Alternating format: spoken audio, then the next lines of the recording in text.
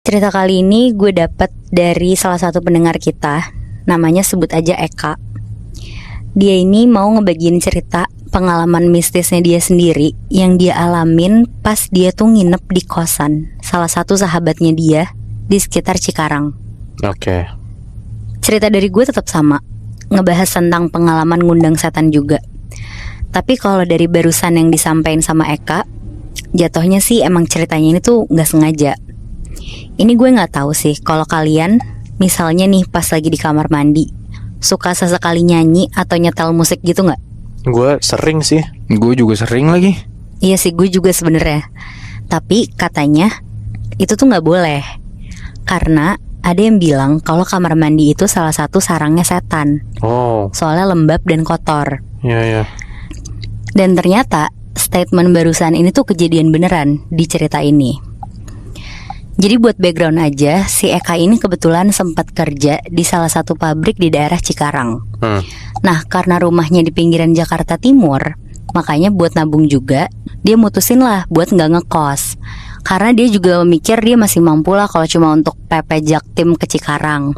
Toh kalaupun harus lembur atau keburu ngantuk, dia bisa nginep di kosan sahabatnya, namanya Sarah. Oh, oke. Dan saking deketnya si Eka sama Sarah, hampir selalu adalah dalam seminggu dia tuh nginep di Sarah.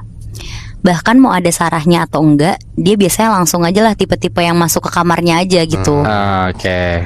Soalnya si kuncinya juga kebetulan ditaruh di dalam sepatu di rak depan kamarnya Sarah. Tapi Moibi, ada satu malam yang jadi malam terakhir si Eka ini nginep di kosannya Sarah. Jadi kejadiannya itu ada satu malam, pokoknya si Eka ini tuh kebagian jatah lembur di pabrik, sedangkan si Sarah tuh enggak. Dan karena lemburnya tuh sampai malam banget, Eka niatnya nginep di kosannya Sarah, karena kebetulan gak begitu jauh. Tapi gak kayak biasanya, di malam itu tuh si Sarah udah coba di chat, di telepon gak diangkat-angkat dan gak dibales. Oke. Ya udah tuh, karena takut keburu malam, Eka langsung lah nyamperin ke kosannya Sarah. Dan sesampainya dia di kosan sekitar jam 11 malam gitu, bener aja ternyata si Sarah tuh gak di kosan. Eka di situ langsung ngambil kunci aja, terus langsung buka pintu kamar, masuk selonjoran di kasur sambil nungguin si Sarah. Tapi ya sama, ditungguin sampai setengah jam juga belum kelihatan tuh tanda-tanda si Sarah pulang. Tumben banget di sini. Ya. Akhirnya karena badannya si Eka udah mulai lengket, gak nyaman, dia mandi tuh di kamar mandi yang kebetulan letaknya tuh di dalam kamarnya Sarah.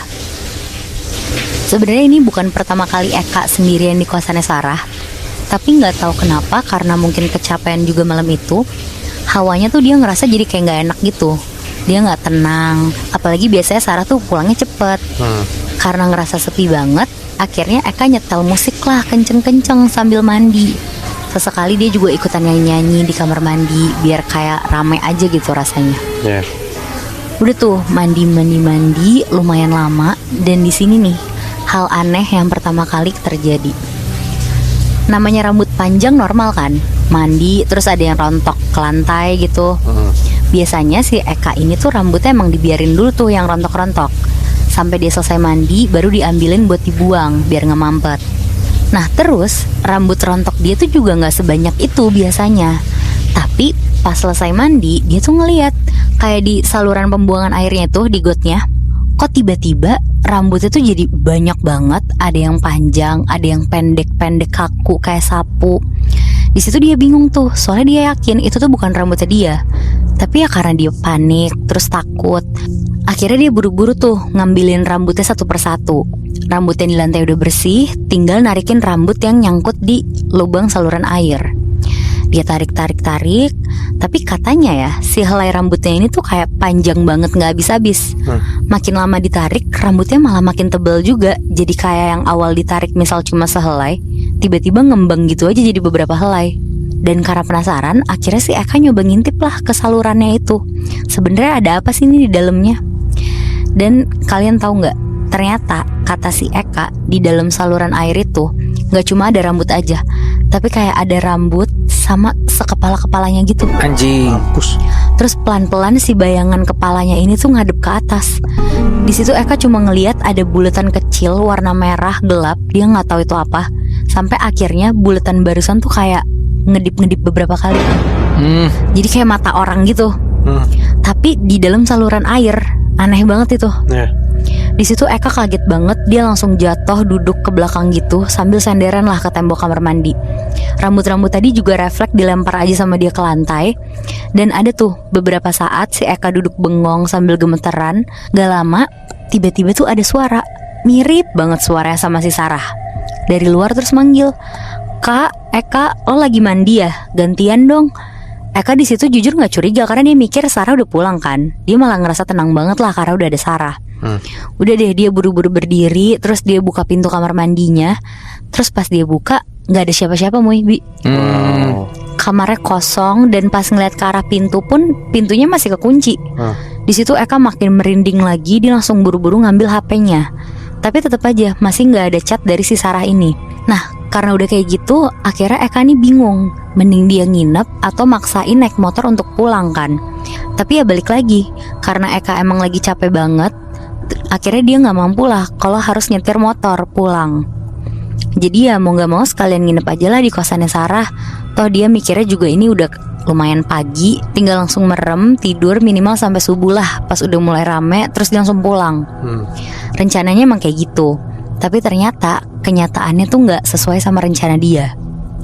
Jadi singkat ceritanya, sekitaran jam 2 pagi dia tuh kebangun.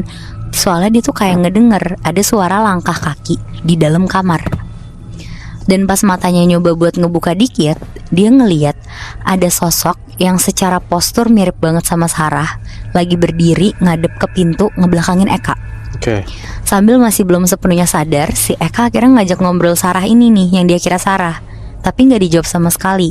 Ya udah deh, dia lanjut merem lagi, tidur terus ketiduran. Pas dia kebangun lagi, tapi tuh dia kebangun kali ini bukan karena ada orang di ruangannya. Dia kebangun karena ngerasa ada rambut yang posisinya di atas mulutnya dia, Bi. Jadi kayak masuk-masuk gitu. Ganggu banget ya. Iya. Terus akhirnya kayak dilepeh-lepeh gitu kan sama dia, kayak puh gitu kan. Tapi rambutnya ini gak pindah-pindah dari mulutnya. Dan ini tuh bukan rambutnya si Eka ya. Mungkin ini rambutnya si Sarah yang tadi dilihat Eka udah pulang, terus udah tidur di sebelah Eka, katanya gitu. Di situ Eka nyoba buat kayak pura-pura ngedorong badannya Sarah sambil merem. Tapi pas didorong, kok angin doang, gak ada wujud badan di sebelahnya dia. Mulai tuh di situ dia deg-degan banget. Yang awalnya dia belum sadar, tiba-tiba langsung sadar. Akhirnya pelan-pelan dia nyoba buka matanya dikit-dikit. Dia ngeliat beneran ada rambut di sebelahnya. Rambutnya tuh panjang banget, kusut dan kaku. Mirip banget lah sama rambut yang tadi dilihat di kamar mandi. Ya. Di situ makin sadar si Eka. Pelan-pelan dia ngikutin arah sumber rambutnya itu. Yang awalnya di sampingnya Eka, ternyata panjang-panjang sampai ke bagian kasur atas. Terus pas dilihat makin panjang lagi tuh. Tapi rambutnya ini aneh. Rambutnya tuh naik dari arah atas, terus nempel ke lemari. Dan pas kepala Eka makin naik pelan-pelan, dia ngeliat ke atas lemari bajunya si Sarah. Katanya tuh ada sosok cewek pakai daster panjang merah. Rambutnya beneran panjang banget. Terus matanya tuh merah ngeliatin ke Eka. Wah, kuntilanak merah anjing. Bener, Bi. Di situ Eka ada kali tatap-tatapan beberapa detik sama si kuntilanak merah ini. Mampus. Eka bukan gak mau cabut, tapi lebih ke dia nge-freeze aja gitu, gak tahu mau ngapain. Bahkan si Eka ini cerita kalau abis itu badan dia tuh kayak melayang aja rasanya. Gak tahu emang badannya melayang atau atap kamarnya makin pendek. Intinya dia ini kayak sengaja dihadepin sama si kuntilanak ini. Deket banget rasanya. Di situ Eka cuma bisa nangis, sedangkan si kuntilanak ini tuh kayak pelan-pelan ngegeleng-gelengin kepalanya gitu, ngeliatin ke arah Eka. Terus lama-lama kata si Eka, raut muka kuntilanaknya ini tuh kelihatan kayak orang marah gitu, nggak tahu kenapa. Sampai akhirnya Eka ngerasa tuh kayak tiba-tiba kebanting aja gitu.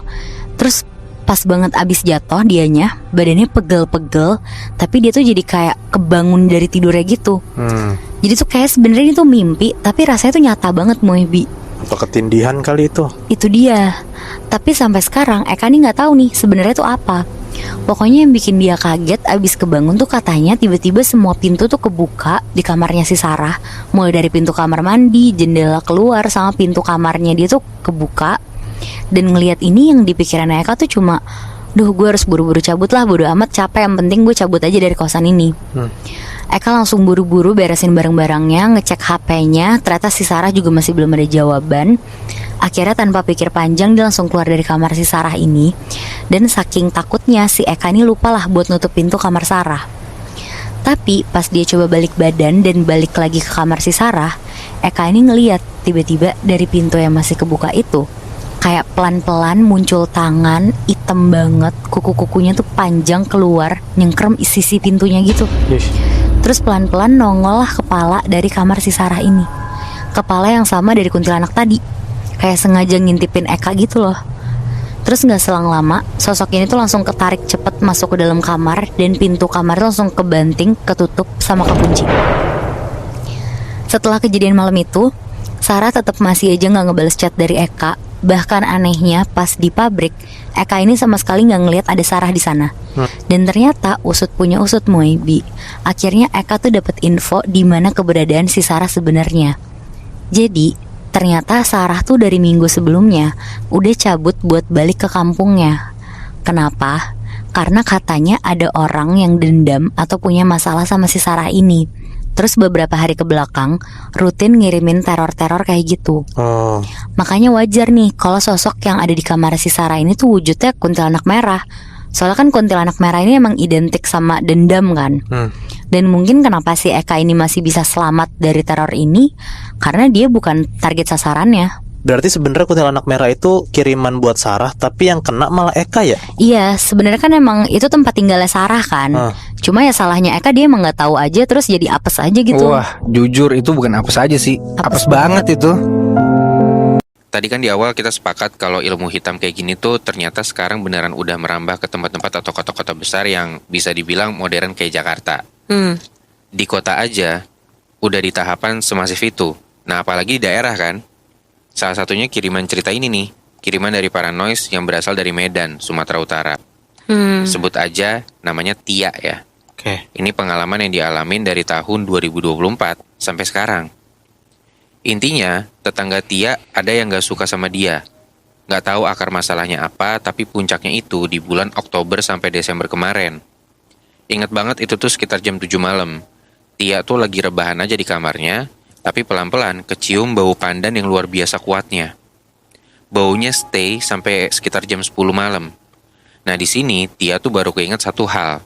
Kata orang-orang, bau pandan itu nandain kalau di situ ada kuntilanak. Makanya dia buru-buru manggil papanya buat periksa. Dan kata si papanya, emang bener Nat, Moy, ada kuntilanak persis di sebelah lemari Tia. Tapi udah hilang, kata bokapnya gitu. Tia gak mau mikir yang enggak, dia langsung tidur lah. Nah tapi di pagi harinya sekitar jam 10 pagi, dari dekat kamar mandi, Tia ngeliat ada orang mencurigakan. Cowok nih, di belakang rumahnya dia. Orang itu kayak ngiket sesuatu ke pohon yang ada di belakang rumahnya Tia. Tapi ya masih sama, Tia masih coba buat positive thinking. Terus di malam harinya, dia baru laporan lah ke papanya. Nah setelah dikasih tahu detik itu juga, papanya tuh langsung buru-buru lari ke belakang rumah. Dan kata papanya, di situ udah ada sosok makhluk hitam, tinggi, gede, tapi jalannya kebalik. Jadi jalannya maju ke depan, tapi posisi kakinya kebalik gitu, kebayang kan? Nah papanya ini langsung nyuruh Tia buat ngambil garam di dapur. Habis itu, papanya langsung lempar garam-garam ini, terus tiba-tiba ada asap hitam bermunculan gitu. Bukan cuma satu ya, tapi lebih dari itu. Dan lu tau gak, kata papanya Tia, ada tetangganya yang baru nikah itu mau transfer rahim atau anaknya ke badannya Tia tanpa tahu alasannya apa. Nah dari situ tuh semuanya bermula. Pagi itu sekitar jam 4 pagi, Tia ini kebangun dalam kondisi yang gak nyaman. Tiba-tiba, cetiar, ada gelas jatuh dari nakas ke lantai. Padahal gak ada angin, gak ada hujan, gak ada apa-apa. Dan Tia ini kaget banget. Dia tuh nggak pernah narok gelas di atas nakas. Makanya di situ dia udah nggak bisa lanjut tidur tuh, karena sakit kaget dan takutnya dia. Dia lebih milih buat nunggu azan aja di situ. Tapi nunggu azan juga ternyata ada aja nih gangguannya. Mau itu zuhur, asar, atau azan-azan yang lain, itu selalu ada suara orang lagi main-mainin kloset dari kamar mandi di dalam kamarnya Tia. Kayak ada orang yang ngebuka tutup klosetnya gitu. Ada kali sampai 3 hari tuh kayak gitu terus. Nah besokannya, yang dilihat atau ditemuin sama Tia itu makin ngeri lagi Nat, Moy. Selalu ada sosok baru. Sempet Tia tuh lagi rebahan di kamar, dia ngeliat ada anak kecil tapi berbulu hitam lebat dan matanya kayak api merah nyala. Persis di depan dia. Oke. Jaraknya cuma kayak beberapa sentimeter aja tuh dari mukanya Tia. Gak cuman itu, gak selang lama muncul juga ada sosok cewek, rambutnya panjang sampai lantai, posturnya kurus tinggi, dan kulitnya tuh pucet banget. Nah pertemuan sama dua sosok inilah yang akhirnya ngebawa Tia tuh ke mimpi buruk. Yang Tia ingat, di mimpinya malam itu, dia ketemu sama sosok cewek cantik banget, bermahkota emas, berpakaian serba hijau. Nah sosok itu bilang ke Tia, kamu harus hati-hati dengan tetanggamu, katanya gitu. Dan lewat mimpi ini juga, Tia dapat gambaran petunjuk terkait apa yang beberapa waktu lalu dilakuin sama tetangganya itu. Oke. Nah ternyata si tetangganya ini kayak nanem serbuk putih tapi dibungkus pakai kain kafan. Petunjuk yang pelan-pelan bikin Tia sadar kalau kayaknya ini emang mistis. Apalagi sosok-sosok sebelumnya tuh ternyata udah bukan cuma Tia doang yang ngeliat. Adanya Tia itu sempat motret sosok anak kecil yang kemarin itu pakai HP Tia. Oh. Tapi di situ si anak kecil ini nggak sendirian, dia kayak ditemenin sama genderuwo. Pokoknya beneran kayak rumah hantu aja tuh rasanya si rumahnya Tia ini. Setiap saat, setiap waktu pasti ada aja gangguannya. Mau ngomongin suara-suara aneh, ada. Tia tuh sempat ngedenger juga. Ini bukan suara klise, bukan juga suara langka, ketawa atau apapun itu ya. Nah yang didengar Tia itu suara monyet deket banget kayak lagi di hutan. Ih. Oh. Padahal area rumahnya Tia itu wilayah yang nggak deket sama hutan, apalagi kejamah sama hewan-hewan di hutan gitu kan. Dan nggak cuman keluarganya Tia doang, temen Tia aja itu bisa dengar suara aneh pas lagi teleponan sama Tia. Masa ada nih temennya Tia tuh bilang kayak gini Nat, Moy. Kaget aku Ti, lagi fokus dengerin ceritamu barusan kok tiba-tiba ada suara cowok sama barang-barang pada jatuh. Dan ini lebih dari satu orang temennya nih yang ngedenger suara kayak gitu pas lagi telepon sama Tia. Jangan salah, terornya ini tuh gak cuman ada di lingkungan rumah Tia aja. Pas Tia kerja di kantor, dia tuh tetap gak terbebas dari gangguan sosok-sosok aneh ini. Sosok-sosok yang selalu baru, jarang banget mirip sama yang sebelum-sebelumnya. Tapi yang paling sering sampai ngikutin itu sosok anak kecil tadi. Dan karena udah sebel, akhirnya Tia nih ngeberaniin diri buat nanya alasan kenapa dia selalu diikutin. Nah anak kecil ini bilang, kamu harus waspadai tetanggamu itu, hati-hati, katanya gitu. Udah nggak mungkin positive thinking nih Tia di sini, apalagi udah ada dua sosok yang ngomong dengan pesan yang sama tentang tetangganya. Iya. Tia langsung buru-buru pulang ke rumah, dia nggak berani keluar lagi, tapi giliran nggak keluar dari rumah nih, pintu rumahnya malah beneran digedor-gedor sampai ngebangunin semua orang di rumahnya. Nah pesan papanya Tia malam itu cuma satu, jangan dibuka katanya. Dan ini cukup selaras sama apa yang Tia dapetin dari orang pintar di Medan yang kebesokannya mereka samperin. Nah FYI di Medan itu orang pintar disebutnya orang tua katanya ya. Kata beliau, ketukan pintu itu tujuannya pengen bikin Tia sekeluarga sakit, bahkan bisa fatal akibatnya kalau dibuka. Dan emang bener, kalau itu tuh kiriman dari tetangganya. Dan si orang tua ini juga udah coba bantu buat ngehalau, tapi cuma bertahan sampai kayak bulan Oktober 2025. Abis itu santetnya datang lagi Nat, Moy. Wow. Dimulai dari nyium bau gosong di tengah malam, sampai Tia tuh ketemu sosok baru lagi. Ada cewek cantik, putih, tinggi.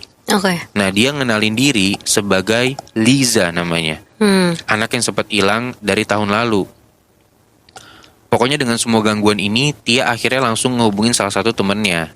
Sebut aja namanya Fitri ya. Kebetulan ibunya tuh ustazah. Bisa juga jadi tukang ruqyah. Dan ibunya Fitri ini ngasih cara. Campurin air sama garam, terus bacain ayat kursi plus surat Al-Baqarah. Tia nurut aja tuh buat ngelakuin itu semua. Dan atas seizin Allah, malam itu juga dia kayak langsung dapat petunjuk lewat mimpi. Di mimpinya kali ini, Tia tuh ketemu sama tetangganya itu. Dia lagi duduk di teras rumahnya yang posisinya di sebelah kiri rumah Tia. Nah di situ Tia mau nyamperin buat balas dendam. tapi kayak ada yang nahan niatnya Tia gitu. Di situ Tia juga dengar ada percakapan yang bilang kayak gini. Kayak mana kita mau ambil rumah dan hartanya kalau dia, atau Tia maksudnya ya, kalau dia aja belum kita musnahkan. Kita musnahkan dulu lah anak itu, baru ambil hartanya. Toh orang tuanya bisa dibodohi. Kata gitu. Pokoknya semua tuh bikin bingung aja, soalnya tetangganya ini bukan saudara, cuman kok bisa-bisanya terobsesi buat nguasain harta keluarga Tia gitu kan. Iya. Bahkan sampai cerita ini gue baca ini ya, mereka masih berusaha buat nyelakain atau bahkan sampai ngebunuh Tia. Sampai nyoba gitu ya buat ngebunuh Tia.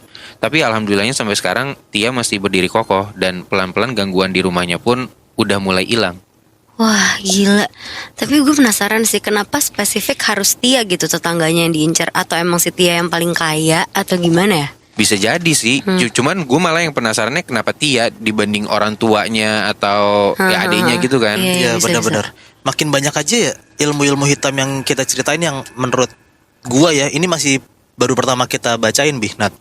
Kayak baru gue denger kan Nadila yang ada ilmu hitam doppelganger gitu kan. Iya. Lu juga ada ilmu hitam yang dikirim sama si orang itu sosoknya beda-beda mulu gitu Iya, kan. masalahnya maksudnya kalau ngomongin ilmu hitam pasti tuh banyak yang ngira ini tuh cara lama dan maksudnya Iya. di modern masa masih ada sih gitu kan. Iya benar-benar. Dan mungkin bisa jadi ilmu hitam makin lama makin ke-upgrade gitu kan. Itu maksud gue kalau misalkan lu nih Paranois punya gitu ya satu cerita yang wah ini kayaknya di modern ada ilmu hitam baru gitu loh dalam tanda Iya, kutip ya. Iya. Coba kasih tahu kita dong.